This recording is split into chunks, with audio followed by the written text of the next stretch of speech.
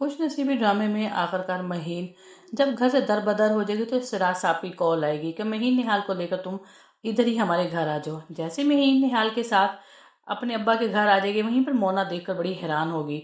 मोना जो महीन की सौतेली माँ होती है, वो सिराज साहब से कहेगी कि आखिर निहाल और महीन को यहाँ पर बुला तो लिए हैं, मगर उन्हें कौन सा कमरा दोगे। इतने में सिराज साहब कहेंगे उसे ईमान का कमरा देंगे। लेकिन फिर मोना परेशान होने लगी कि ईमान किस कमरे में रहेगी। सिराज साहब कहने लगे ईमान सोफे पर सोएगी। लेकिन जब ईमान का रवैया सुनकर मोना के तो रंग उड़ जाएंगे, क्योंकि वो जानती है ईमान बिल्कुल भी अपना कमरा किसी के साथ शेयर नहीं करती। जैसे ही ईमान और तलहा कमरे घर आएंगे अपने, तो सामने से महीन और हमाये को देखकर बड़े परेशान होंगे। वो ईमान फौरी से पूछेगी महीन को कि तुम यहाँ पर कब और कैसे क्यों आई।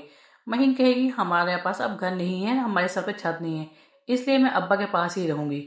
ऊपर से नरमीन आ जाएगी। नरमीन जब देखेगी निहाल के हाथों में बैग और साथ में महीन, तो वो बहुत हैरान होगी। तो अपने अब्बा को गुस्से से बोलेगी कि देखना आपने जिस तरह से उन्हें ये छत रहने के लिए दी है, निहाल बहुत जल्द ये छत हमारे सर से खींच लेगा।